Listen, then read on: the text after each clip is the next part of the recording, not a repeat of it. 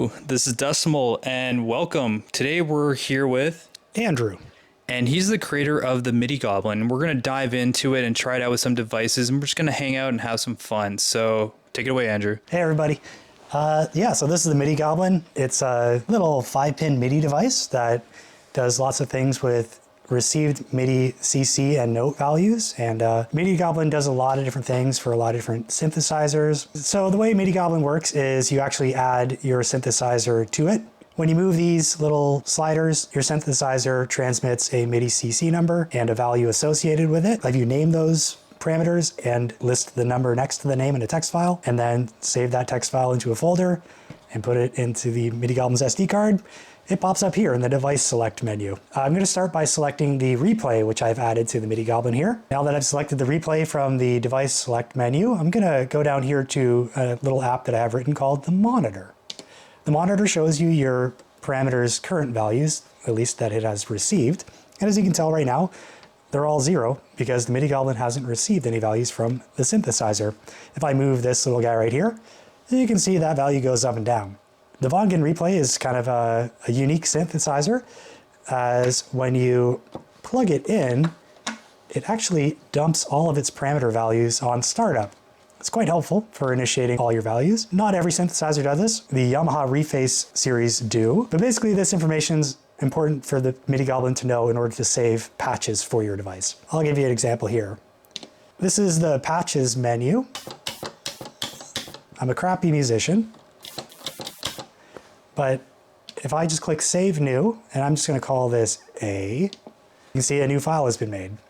There's actually 2 files there. There's panel and A. This panel file is a reserved file that constantly tracks your synthesizer's received values. The purpose of it is if you load a patch file and you want to go back to what's on your panel's values, you just load the panel file.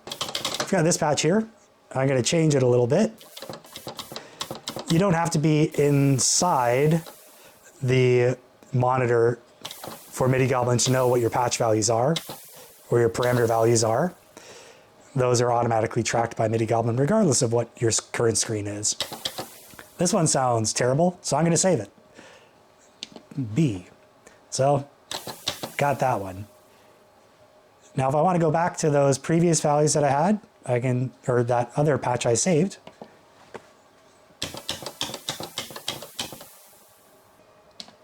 I'm just going to call this one C. Now if I load up that first patch, A, load up B, and C.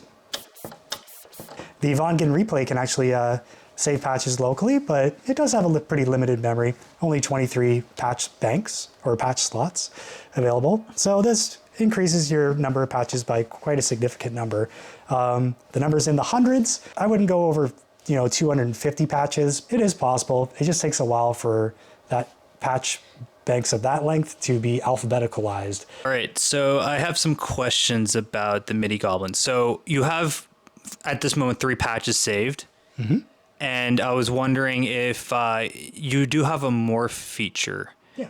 Do you want to show and talk about that a little bit? Sure. So morphing works best with patches that have values that don't incorporate switches. The reason for this, if we go back to our Monitor app, is that sliders like this, they output little values from 0 to 127, whereas switches are typically 0 or 127. So it's not really possible to switch or to morph a switch value. So if you do have a patch that sounds like this, and you want to create a different patch that maybe sounds like this, go into your patch menu, save it. So that's our current patch. And that C patch sounded like this. We can go into our Morph app, choose that D patch, and you can morph back and forth. It's typically a feature that's really only available in fairly expensive synthesizers. And then also a weird Behringer one, I think, has the ability to morph waveforms only. Would you like to hear the Midi Goblin's Arpeggiator? Hell yeah, let's do it. Cool. So the Vonnegut Replay has a great arpeggiator. I don't think you need to use MIDI Goblin to replace it, but MIDI Goblin does have one. And MIDI Goblin's arpeggiator is unique because it actually arpeggiates received MIDI note messages. Typically, arpeggiators are built into synthesizers or MIDI controllers like the key step and can only transmit arpeggios, whereas MIDI Goblin can arpeggiate notes that it's received from your synthesizer or MIDI controller. So let's just try the arpeggiator.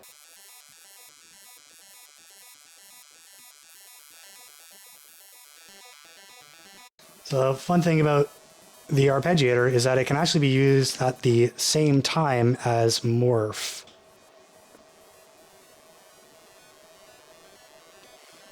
That is so cool. Thanks, man. And there's also different modes for the arpeggiator as well. So right there, I was just holding down the keys, but there's a latch mode as well. So you don't have to hold anything. You can change the direction as well.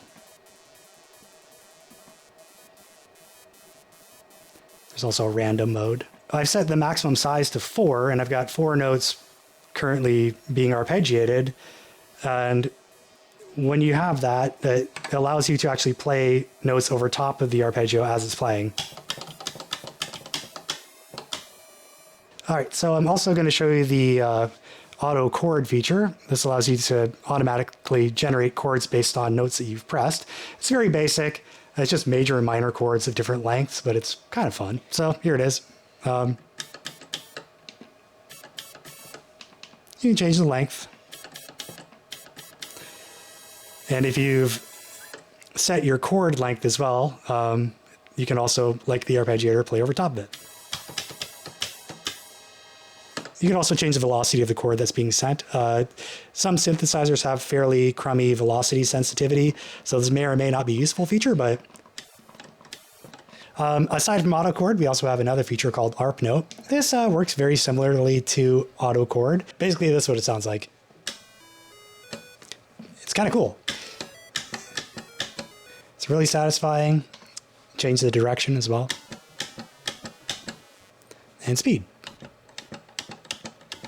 One of the main features of MIDI Goblin is also its sequencer. You enter notes into the sequencer by pressing them on your keyboard. Once a note value is received, it's displayed on the screen as, kind of note values. It's a letter and a number. You can change the speed of the sequence as it's playing by just turning the encoder.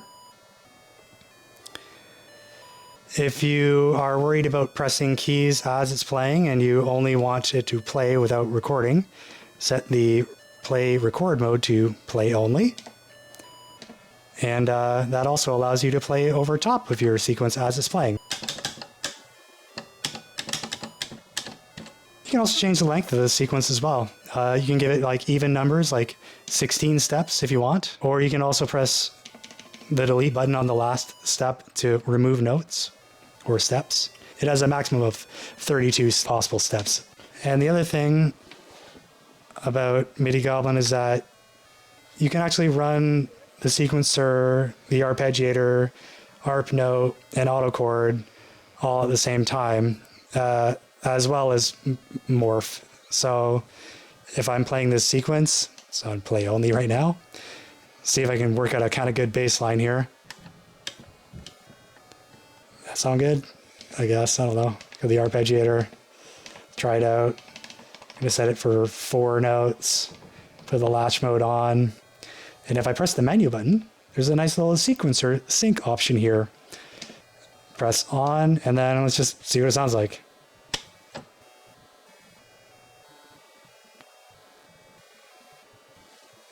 So it's playing at the same time as the sequencer. Now I decided to whip out the Dreadbach Nymphes. It's one of my favorite synthesizers, and we're going to now use the MIDI Goblin to mess with some of the parameters. Let's get into it. All right, so we didn't do like a full setup of this device here. It has a lot of MIDI CC parameter values, but just for time's sake, we added a few of them. Okay, so here is the MIDI LFO. It allows you to automatically oscillate parameter values that you've added to MIDI Goblin for your synthesizer. So in this case, I'm going to do the oscillator pulse wave.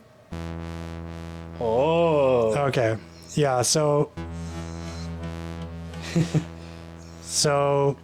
MIDI LFO basically automatically oscillates MIDI CC parameters. It's kind of hard to tell with non-square wave shapes, but it's a lot more dramatic with square wave.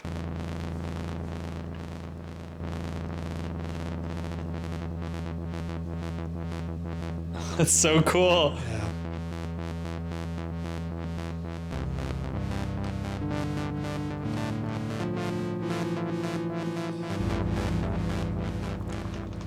And if you want, That's amazing. it's like a lot, you know.